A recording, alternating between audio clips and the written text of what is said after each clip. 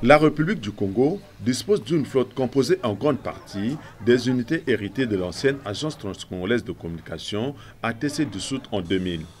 Malheureusement, la confusion qui règne entre l'ex-SNTF, pourtant déjà dissous, mais qui demeure toujours visible à travers les unités, et la nouvelle société congolaise de transport fluvial Socotraf, créée en 2014, mais invisible sur le terrain, place les riverains dans une situation difficile.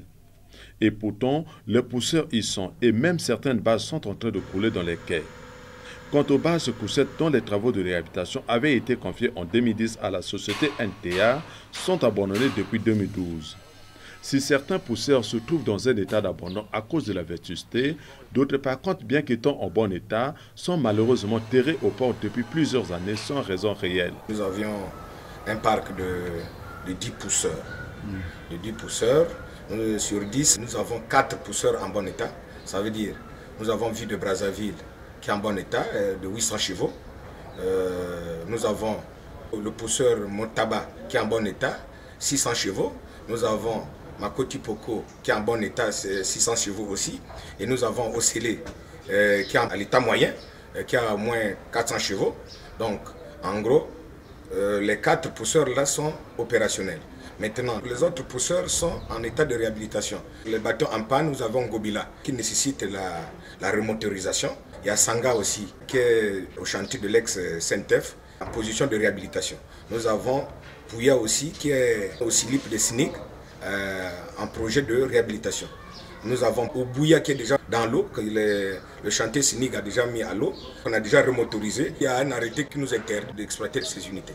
Cette situation a des conséquences néfastes sur les populations riveraines, surtout celles les plus enclavées du département de la Likwala. Ces dernières, faute du bateau courrier congolais, sont obligées de se soumettre aux caprices des bateaux cargo centrafricains, pourtant interdits aux passagers. Vraiment, je demande aux autorités congolaises de faire un effort, vraiment. Parce que nous, les gens de la Likwala, vraiment, on n'a pas de moyens pour se déplacer vite, vraiment, on n'a pas de moyens. On est obligé de souffrir à cause des bateaux centrafricains là. S'il n'y a pas de bateaux centrafricains, donc on n'a pas de moyens de se déplacer. C'est ça vraiment notre souci. Et selon les témoignages recueillis auprès des riverains, à chaque voyage du bateau centrafricain, plusieurs Congolais meurent par noyade en voulant se faire embarquer au large contre tout refus de l'équipage.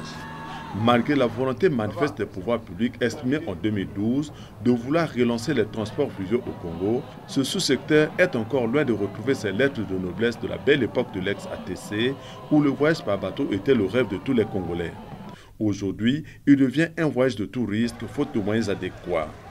Peut-être faudrait-il régler le contentieux du personnel licencié de l'ex-SNTF afin que la nouvelle Socotraf puisse s'installer et offrir aux riverains des conditions de voyage adéquates.